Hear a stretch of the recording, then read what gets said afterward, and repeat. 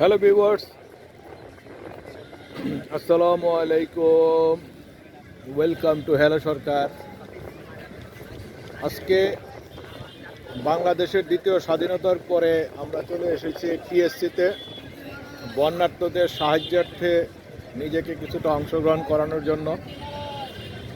তারপরে ওখান থেকে চলে আসলাম সরোয়ার্দী উদ্যানে, সেই বিখ্যাত জায়গা।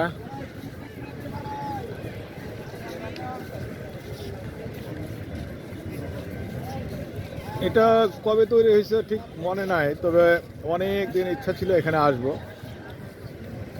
কেন জানি আসা হয় নাই। তবে স্বাধীন দেশে স্বাধীনভাবে আসছি আজকে, ভালোই লাগতেছে। একটা স্ট্যাচুর মতো করা হয়েছে, এটা গ্লাসের তৈরি। ইয়েস, গ্লাসের তৈরি।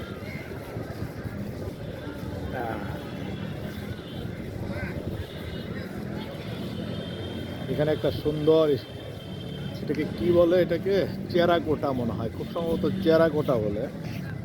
চেরাকোটার ভিতরে পুরা বাংলাদেশের স্বাধীনতার ইতিহাস এখানে লেখা আছে। ইয়েস, দেখে আপনাদের দেখানো যায় কি না।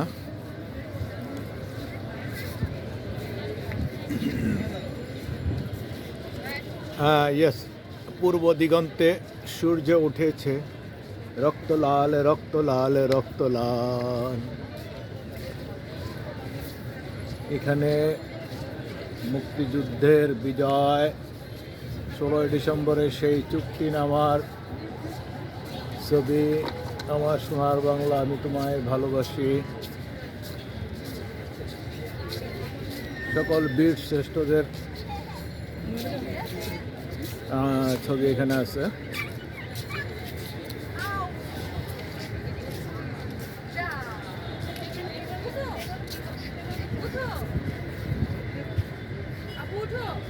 এই তো এক মুক্তিযোদ্ধা, এই যে এখানে একজন মুক্তিযোদ্ধা আছে, এই যে বিশিষ্ট মুক্তিযোদ্ধা। উনি এখন স্বাধীনতা যুদ্ধের জন্য ট্রেনিং নিচ্ছেন। হ্যাঁ হ্যাঁ হ্যাঁ হ্যাঁ হ্যাঁ হ্যাঁ হ্যাঁ হ্যাঁ, এই তো ভালো ভালো, সুন্দর।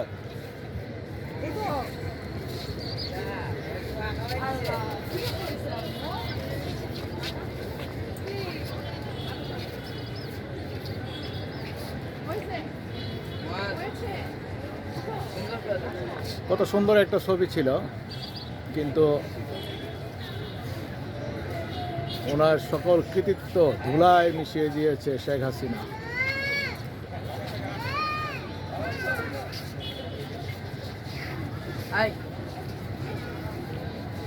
এই ছবিটাকে শেখ হাসিনার সাথে তুলনা করা যায়। এই যে এটা হলো শেখ হাসিনা, এটা হলো ওনার বাবা। এই যে এটা ওনার বাবা।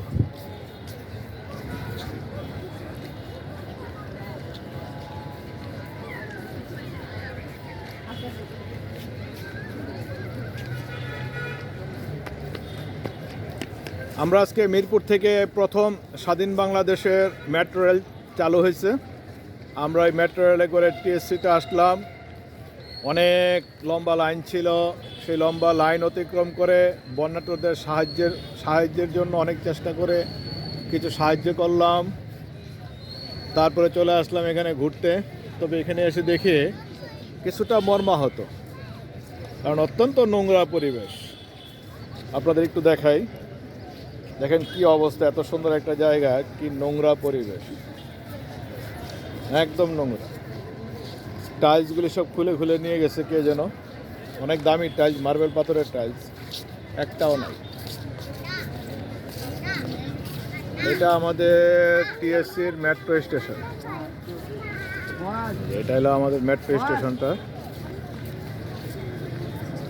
হাসিনা বলছিল 1 বছরেও মেট্রো রেল চালু করা যাবে না। আজকে 39 দিন না 38 দিন পরে মেট্রো রেল চালু, আজকে থেকে। সেই মেট্রো রেলে চড়ে আমরা চলে আসলাম।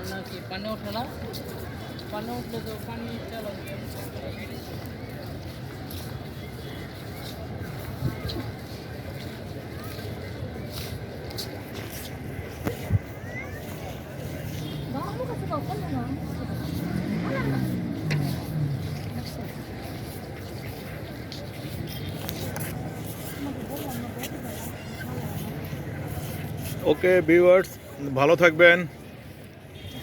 আগামীতে হয়তো আবার দেখা হবে। আল্লাহ হাফেজ।